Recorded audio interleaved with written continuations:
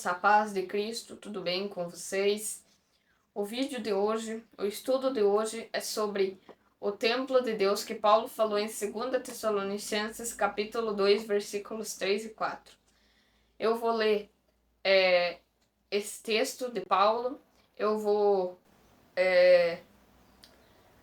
ler outros textos da carta de Paulo, vou também ler um texto de Apocalipse, e daí a gente vai tirar as conclusões do que é o templo que Paulo falou em 2 Tessalonicenses, ok?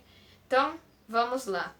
2 Tessalonicenses capítulo 2, versículo 3 e 4 diz assim: Ninguém de maneira alguma vos engane, porque não será assim sem que antes venha a apostasia e se manifeste o homem do pecado, o filho da perdição, o qual se opõe e se levanta contra tudo o que se chama Deus ou se adora, de sorte que se assentará como Deus no templo de Deus, querendo parecer Deus. Esse texto é muito conhecido, muito utilizado, e às vezes é muito mal utilizado também,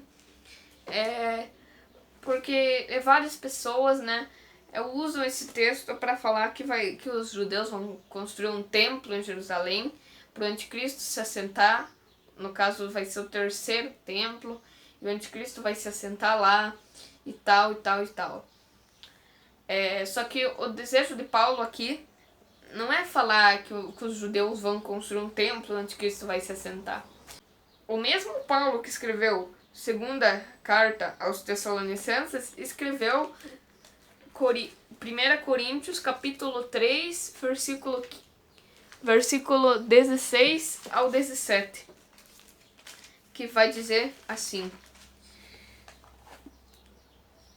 Não sabeis vós que sois o templo de Deus e que o Espírito de Deus habita em vós? Se alguém destruir o templo de Deus, Deus o destruirá, porque o templo de Deus que sois vós é santo. Então Paulo falou em 1 Coríntios que é nós que somos o templo de Deus. Então, conectando 2 Tessalonicenses com 1 Coríntios, nós temos a conclusão de que o anticristo vai querer se fazer Deus, né? Vai se pôr, vai se levantar acima de todo Deus, vai se levantar contra todo Deus, e ele vai querer se assentar no templo de Deus, que Paulo diz que somos nós somos o templo de Deus. Então o anticristo vai querer se assentar em nós. O que significa isso, do anticristo querer se assentar em nós? Significa que nós somos templo de Deus, e muitos dos que hoje em dia estão sendo templo de Deus vão apostatar e vão dar lado pro anticristo, pro diabo entrar nas suas vidas. Vão aceitar a marca da besta, e é assim que o anticristo se assenta no templo de Deus, que no caso somos nós, né? Outro texto também que é usado para falar do terceiro templo é Apocalipse 11, versículo 1 e 2.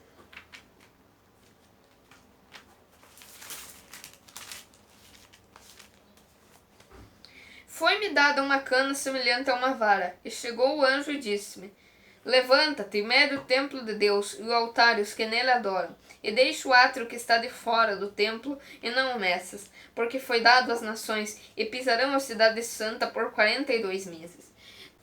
O que diz logo no versículo 3? E darei poder às minhas duas testemunhas. E o que acontece com as duas testemunhas no capítulo 11? Acontece que a besta do mar faz guerra contra elas e vence elas. E os seus corpos mortos ficam 3 dias e meio estirados na praça da grande cidade, Jerusalém. E esses 3 dias e meio são simbólicos, são referentes a 3 anos e meio.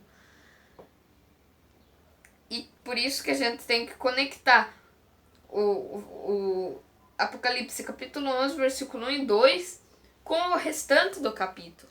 Porque Se nós sabemos que o templo de Deus somos nós, então também devemos saber que o átrio externo, né, foi dado às nações. O que significa o átrio externo ser dado às nações? O átrio que está de fora ser dado às nações. Se as nações estão pisando a cidade santa, pisando o átrio externo por 42 meses, que no caso são 3 anos e meio, o que significa? Significa a besta do abismo, que é o anticristo e seu reino, fazendo guerra contra os santos e vencendo. E seus corpos mortos ficam estirados na praça da grande cidade por 3 anos e meio. Se nós entendermos a profecia, né? Que está dizendo 3 dias e meio, mas na revelação são 3 anos e meio. Entendeu?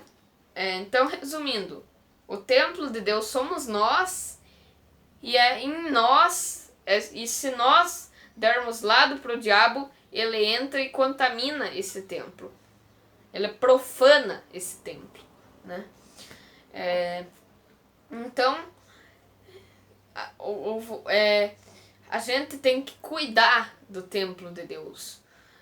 Assim como a gente cuida do nosso corpo, a gente tem que cuidar do nosso espírito. É dentro da gente que Deus habita. Então a gente tem que cuidar do espírito. Assim como a gente procura cuidar do corpo, a gente tem que, né, se purificar, não deixar que o templo de Deus, o nosso espírito, né, que o templo de Deus fique igual ele estava no tempo dos reis de Israel, sujo, trincado, com rachaduras nas paredes, né? O templo de Deus tem que estar limpo, santo e puro. O nosso espírito tem que estar limpo, santo e puro. Assim nós seremos pessoas santas diante de Deus. Então é isso. Fiquem com Deus. Em nome de Jesus. Amém.